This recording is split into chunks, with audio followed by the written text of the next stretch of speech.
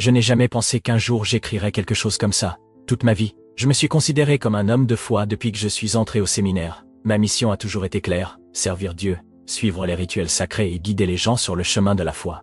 Je croyais que ma dévotion à l'Église était suffisante pour me maintenir sur le droit chemin et que ma vie de prêtre était la preuve de mon engagement envers Dieu. Mais au fond de moi, il y avait quelque chose que je n'avais jamais eu le courage d'admettre. Un vide. Je célébrais des messes, j'écoutais des confessions, et je récitais les prières avec précision. Mais quelque chose en moi semblait toujours absent. Je ne comprenais pas pourquoi, je le ressentais simplement, jusqu'au jour où mon cœur s'est arrêté, et ma vie a changé pour toujours. C'était la nuit, et j'étais seul dans l'église, terminant mes prières devant l'autel comme je le faisais chaque soir. La faible lumière des bougies vacillait dans les ombres des murs, et le silence était profond. Mais alors, quelque chose en moi a failli. Une douleur aiguë a traversé ma poitrine comme si quelque chose me serrait de l'intérieur. J'ai essayé de me lever, mais mes jambes ont fléchi, et j'ai senti mon corps tomber lourdement sur le sol froid. Tout est devenu sombre. Ce que je ne savais pas à ce moment-là, c'est que ce n'était pas la fin, mais le début. D'une certaine manière, j'étais encore conscient. J'ai ouvert les yeux, mais ce que j'ai vu m'a fait remettre en question tout ce que je croyais être réel. J'étais là, debout, et en même temps, j'étais étendu sur le sol, immobile. Je voyais mon propre corps allongé devant l'autel. Je devrais être mort, mais j'étais là. Et puis, j'ai ressenti quelque chose que je n'avais jamais ressenti auparavant. Une paix absolue, comme si toutes les préoccupations et les doutes que j'avais portés pendant des années n'existaient plus. Pendant un moment, je suis resté là, observant mon propre corps. Il n'y avait ni peur ni désespoir, juste une étrange sensation d'acceptation. Je savais que quelque chose d'extraordinaire se passait, mais je ne pouvais pas comprendre. C'était comme si j'étais séparé de la matière, mais en même temps, plus conscient que jamais. Le temps semblait sans importance. L'église autour de moi semblait la même, mais aussi différente, plus nette, plus vivante. La lumière des bougies brillait d'une manière que je n'avais jamais remarquée auparavant, mais cette tranquillité a été de courte durée. Soudain, quelque chose a changé. La température de l'environnement a chuté, et une présence oppressante s'est fait sentir. Les ombres ont commencé à apparaître dans les coins de l'église, sombres et denses, comme si elles prenaient forme. Et c'est alors que la peur est venue avec force. Ces ombres n'étaient pas seulement l'absence de lumière, c'était quelque chose de vivant, quelque chose qui m'observait. Je voulais courir, mais il y avait nulle part où aller. Les ombres ont commencé à se diriger vers moi, et pour la première fois depuis que tout avait commencé, j'ai senti que j'étais en danger. Je n'avais jamais vraiment cru à ces choses. Bien sûr, je parlais du bien et du mal, du ciel et de l'enfer, mais toujours de manière théorique. Mais maintenant, je n'avais aucun doute. C'était réel, et cela voulait m'emporter. J'ai senti une force invisible me tirer comme si elle essayait de m'entraîner vers un endroit que je ne pouvais pas voir, mais que je pouvais sentir. Un endroit de désespoir, un vide sans fin. J'ai essayé de résister, mais c'était inutile. C'est alors que j'ai fait quelque chose que je n'aurais jamais pensé faire. Dans un moment comme celui-ci, j'ai crié. Pas avec la voix, car je n'avais plus de corps physique, mais avec l'âme. J'ai crié vers Dieu, et à cet instant, tout a changé. Une lumière intense a explosé autour de moi, et les ombres ont reculé instantanément comme si elles étaient des cendres emportées par le vent. Le contraste était si fort que, si j'avais encore eu des yeux physiques, je les aurais fermés par réflexe. Mais ce qui m'a le plus impressionné, ce n'était pas la lumière elle-même, mais ce qui en émanait, une présence. Ce n'était pas seulement de la clarté, c'était quelque chose de vivant, de palpitant, plus réel que tout ce que j'avais jamais expérimenté. Et puis j'ai entendu au centre de cette lumière, une figure s'est détachée, et au moment où mes yeux spirituels se sont posés sur elle, mon cœur, ou quoi que ce soit à cet instant, s'est complètement brisé. Jésus, je savais sans aucun doute que c'était lui, non pas parce que je reconnaissais son visage sur des peintures ou des sculptures, mais parce que sa présence était inconfondable. C'était comme si chaque partie de moi savait qu'il avait toujours été là, attendant que je l'écoute vraiment. Il m'a appelé par mon nom Gustavo, sa voix n'était pas comme un son ordinaire, c'était quelque chose qui remplissait tout autour de moi et en moi en même temps. Je m'attendais à ressentir de la peur ou de la honte, car au fond de moi, je savais que, malgré toute ma vie dédiée à l'Église, je ne l'avais jamais vraiment connu. Mais il n'y avait aucune condamnation dans sa voix, seulement la vérité, et cette vérité faisait mal. Mais, quand il m'a regardé, j'ai vu toute ma vie défiler devant mes yeux, d'une manière différente, comme si je voyais enfin avec clarté. J'ai vu mes années dans le sacerdoce, les sermons, les sacrements, les messes. J'ai vu le respect des gens, les prières que je récitais avec perfection, mais j'ai aussi vu quelque chose qui m'a écrasé de l'intérieur, la froideur, la distance. J'ai vu des moments où des personnes désespérées me cherchaient en quête de quelque chose de plus que de belles paroles, mais tout ce que je leur ai donné, ce sont des rides vides. Mon cœur, En réalisant ce que Jésus voulait me montrer, c'était comme si je voyais ma propre vie à travers ses yeux, et cela me détruisait de l'intérieur. Je me suis toujours considéré comme un homme de foi, un guide pour les autres. Mais là, devant Jésus, je réalisais à quel point ma foi avait été superficielle. Ce n'est pas que je ne croyais pas, mais je n'avais jamais vraiment connu. Je parlais de Dieu, mais sans le ressentir. J'enseignais l'amour, mais je ne le vivais pas pleinement. Je suivais les rites avec précision, mais sans comprendre leur essence. Et le pire, j'ai vu les yeux des gens qui avaient confiance en moi. Certains sont partis vides, cherchant ailleurs ce que je n'avais pas su offrir. Je ressentais le poids de cela. Je ressentais la douleur de chaque âme qui cherchait quelque chose de réel et n'a trouvé que de la formalité. Ma poitrine, ou quoi que ce soit que j'étais à cet instant, s'est remplie de regrets. Je voulais crier, demander pardon, tout défaire, mais je ne pouvais pas remonter le temps, je ne pouvais qu'affronter la vérité. Je me suis prosterné. Cela semblait parce que je n'avais plus de corps physique, mais mon âme s'est inclinée devant lui. Je n'avais pas de mots, seulement des larmes, pas des larmes physiques, mais quelque chose de bien plus profond. C'est alors qu'il a parlé à nouveau, et chacune de ses paroles coupait à travers moi comme du feu, et en même temps guérissait. Tu as toujours parlé de moi, mais tu ne m'as jamais connu. Je savais que c'était vrai. Tu as suivi des règles, mais pas mon cœur. C'était tout. J'avais passé ma vie à mémoriser des prières, à accomplir des traditions et à porter des symboles de foi, mais sans jamais avoir construit une véritable relation avec lui. Et à ce moment-là, une question s'est formée en moi, sans que j'aie besoin de dire quoi que ce soit. Et maintenant, que fais-je? Jésus m'a regardé avec un amour que je n'avais jamais expérimenté auparavant. Et puis tout autour de moi a commencé à changer. L'environnement autour de moi s'est dissous comme si j'étais transporté ailleurs.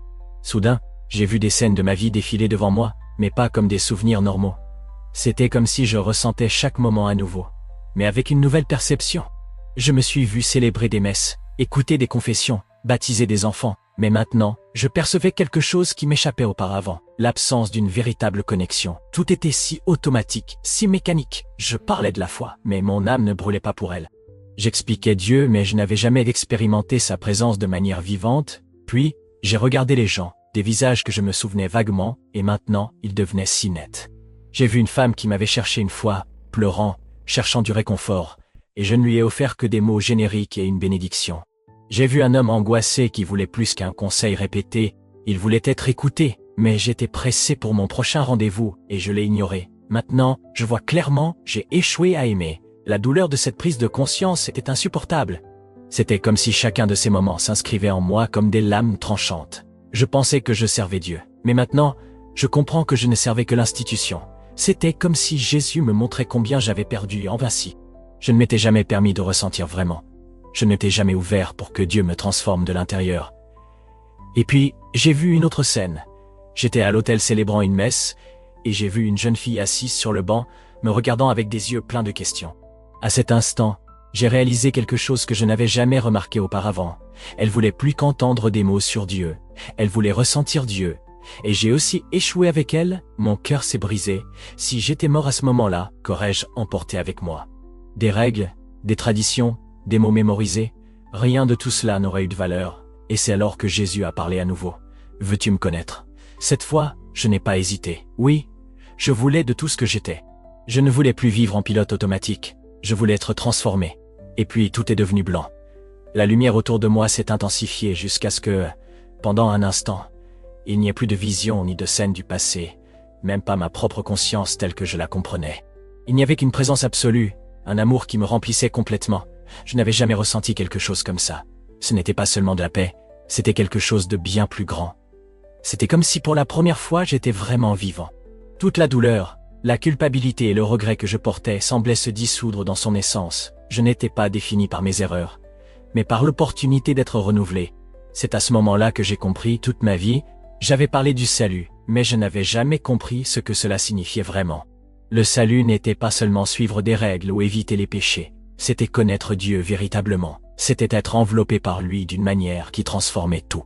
Et là, dans cet état au-delà de la vie, j'ai expérimenté cela. Je ne sais pas combien de temps j'y suis resté parce que le temps n'avait pas de sens, mais alors quelque chose a commencé à changer. C'était comme si j'étais tiré en arrière, appelé à revenir.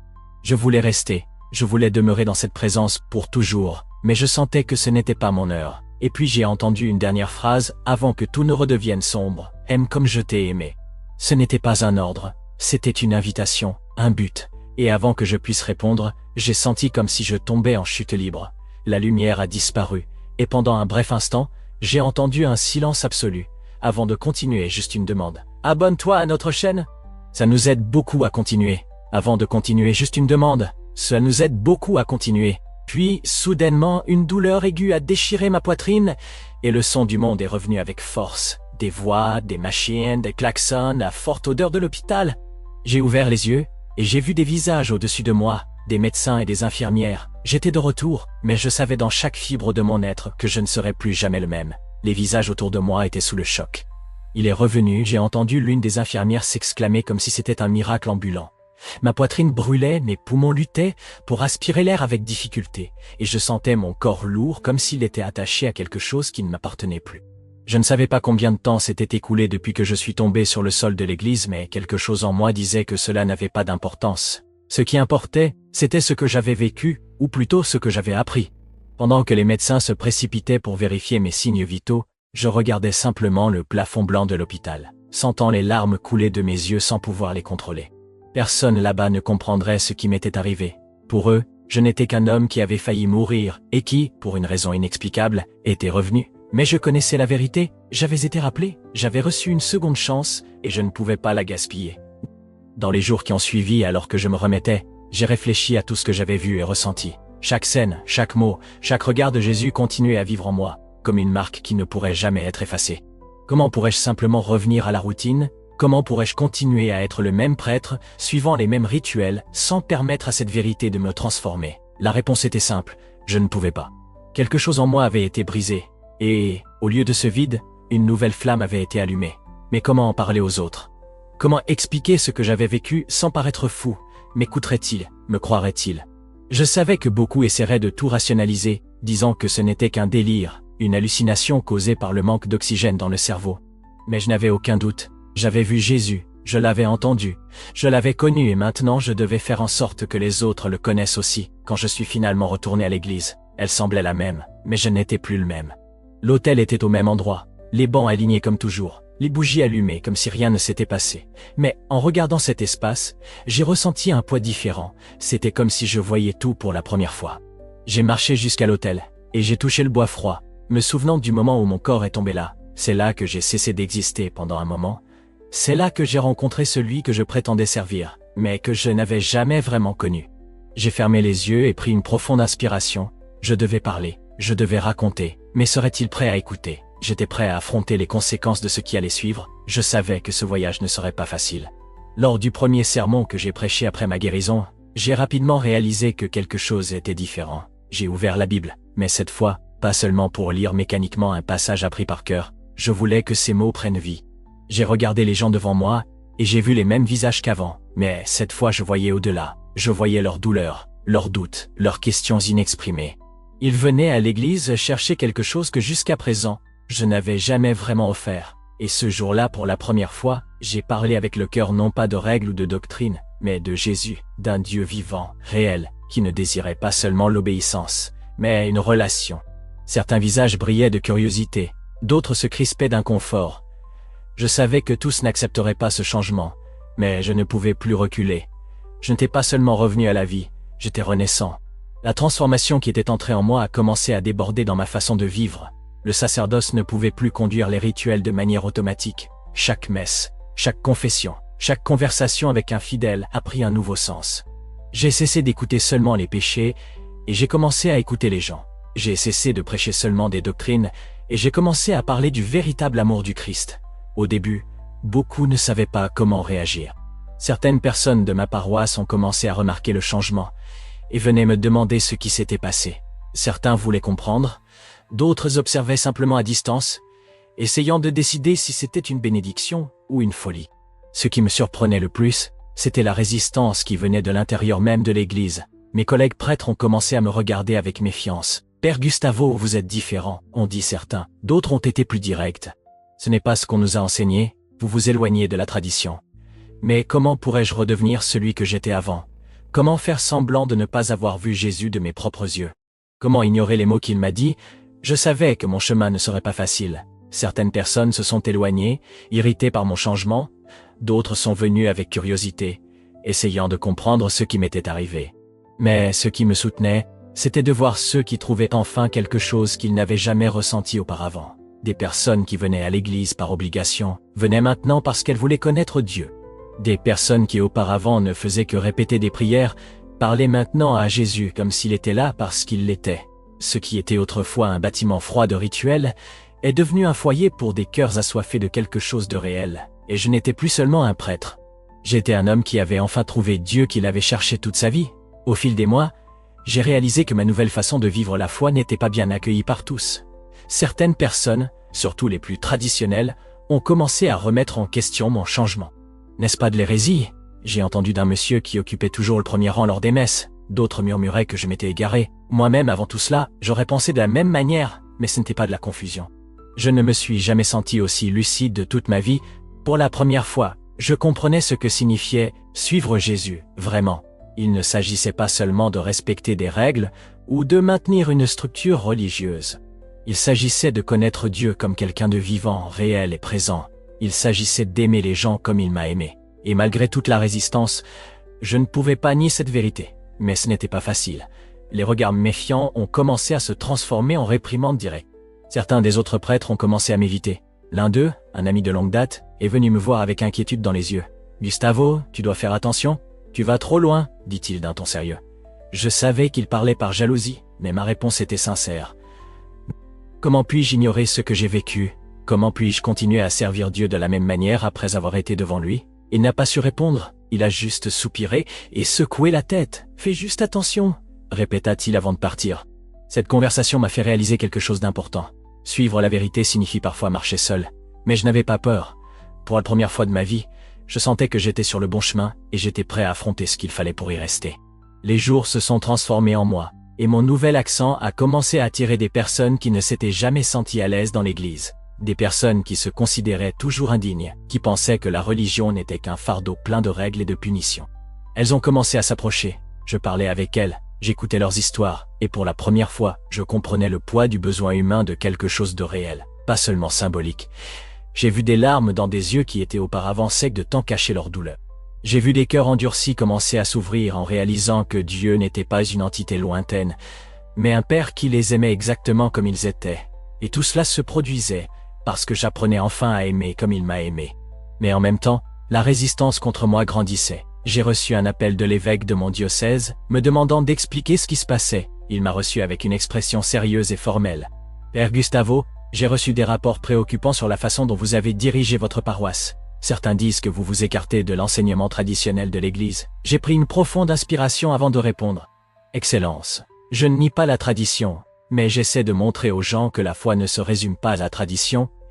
Il s'agit de connaître Jésus, il est réel, il est vivant. » L'évêque m'a observé un moment, et j'ai pu voir dans ses yeux un mélange d'inquiétude et de scepticisme. « Faites attention, Père Gustavo. Beaucoup de gens se sont déjà perdus en essayant d'interpréter Dieu à leur manière. Je savais qu'il ne servirait à rien d'argumenter davantage. J'ai simplement acquiescé et accepté ses paroles avec respect, mais au fond de moi, je savais que je n'interprétais pas Dieu à ma manière. Je l'avais simplement trouvé. Finalement, après cette conversation avec l'évêque, j'ai réalisé que j'étais surveillé de près.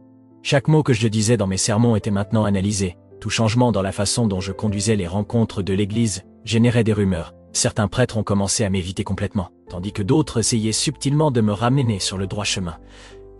Mais je savais qu'il n'y avait pas de retour en arrière. Je ne pouvais pas effacer la vérité que j'avais expérimentée. La foi pour moi ne serait plus jamais seulement un système de règles. Elle ne serait plus jamais une obligation mécanique. J'avais été devant lui, j'avais ressenti son amour et sa présence comme jamais auparavant. Et j'avais reçu un appel clair. Aimer comme je vous aimais, je n'allais pas renoncer à cela, même si cela signifiait faire face à l'opposition de tous côtés. Les gens de la paroisse ont commencé à changer.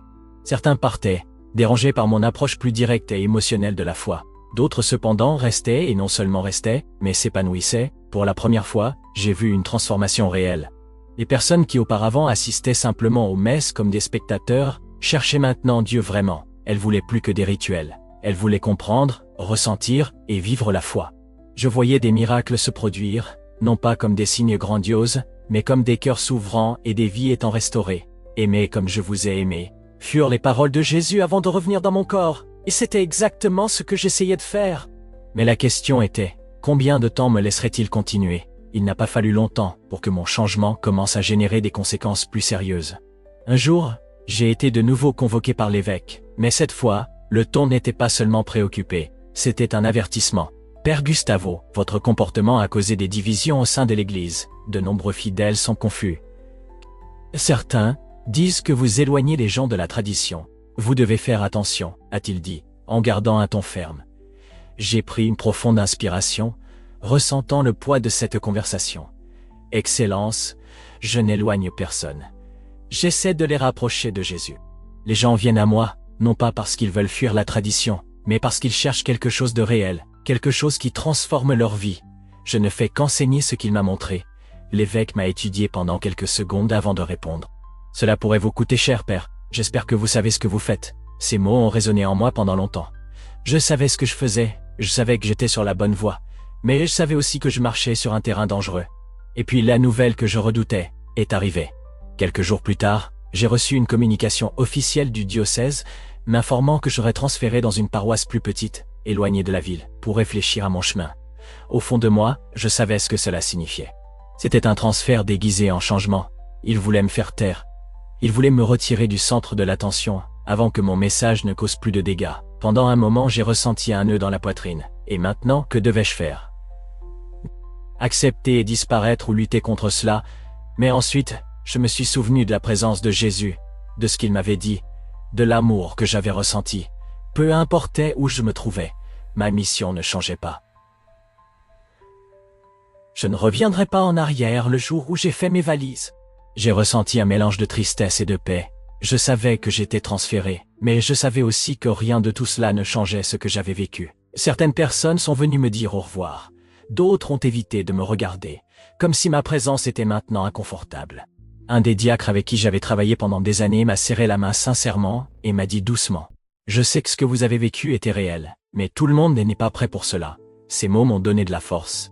Je n'étais pas seul, je ne le serai jamais plus, car je savais maintenant que Jésus était avec moi, pas seulement comme une idée, mais comme une réalité vivante et présente. Ma nouvelle paroisse était petite, isolée, presque oubliée par le diocèse, un endroit où personne ne prêtait attention.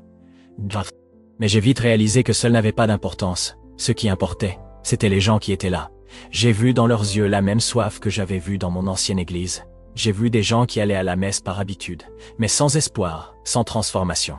Et ainsi, j'ai recommencé peu à peu, sans fanfare, sans attirer l'attention, simplement en étant ce que Jésus m'a appelé à être, en parlant de lui comme quelqu'un qui le connaissait, en vivant ma foi comme une relation, pas comme un rituel. Et l'inattendu s'est produit.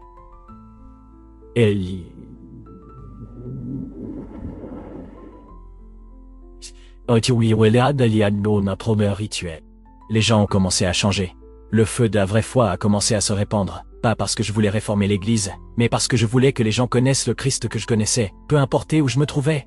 Ma mission n'a jamais été à propos d'un lieu, c'était à propos de lui. Les mois ont passé, et quelque chose de surprenant a commencé à se produire. Cette petite paroisse, oubliée par le diocèse, a commencé à se remplir. Des gens des villes voisines ont commencé à apparaître, amenant des amis et des membres de la famille curieux. Ce n'était pas parce que je faisais quelque chose d'extraordinaire. Je parlais simplement de Jésus de la manière dont je le connaissais, réel, vivant, présent. Les gens voulaient plus que de la doctrine, ils voulaient rencontrer Dieu pour de vrai, et il se manifestait. J'ai vu des cœurs endurcis se briser, j'ai vu des larmes de personnes qui ne s'étaient jamais permis de ressentir. J'ai vu des gens qui avaient abandonné la foi revenir, parce que pour la première fois, ils sentaient que ce n'était pas seulement un système, mais une véritable rencontre avec le Christ. Et je faisais simplement ce qu'il me demandait, j'aimais comme il m'avait aimé. Je savais que le diocèse observait, même à distance. Je savais que ma présence là-bas était un inconvénient pour certains. Je recevais des avertissements subtils, des recommandations pour maintenir la tradition, des alertes pour ne pas encourager un mouvement étrange. Mais je n'encourageais rien. Je vivais simplement ce que j'avais vu, ce que j'avais ressenti, ce qui m'avait transformé.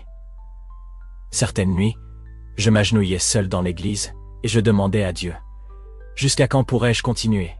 Et dans le silence, je ressentais une réponse qui ne venait pas en mots, mais en paix. Je n'avais pas besoin de savoir jusqu'à quand. Je devais juste continuer. Avec le temps, mon histoire a commencé à se répandre au-delà des murs de la petite paroisse.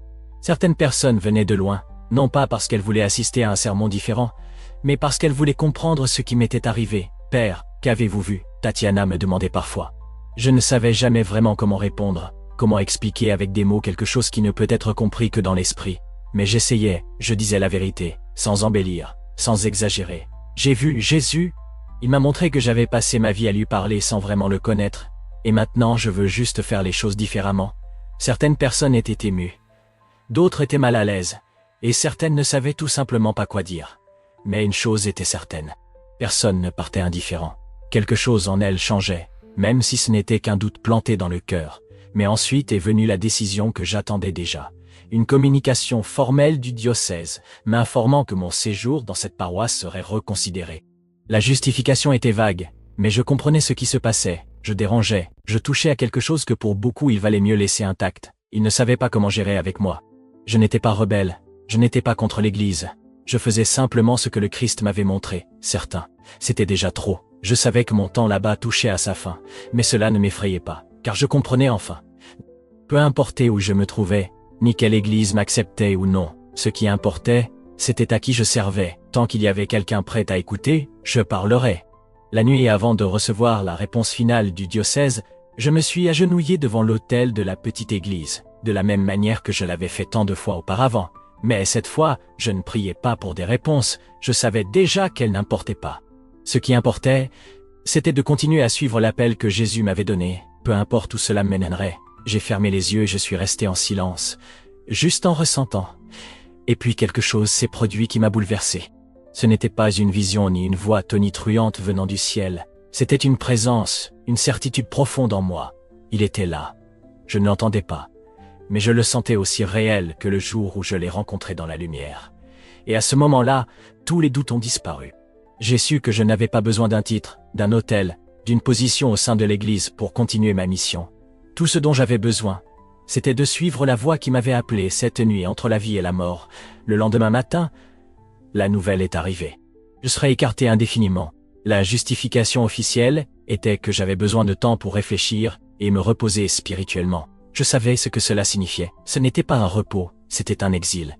Mais je n'ai ressenti ni colère, ni peur, juste une paix étrange.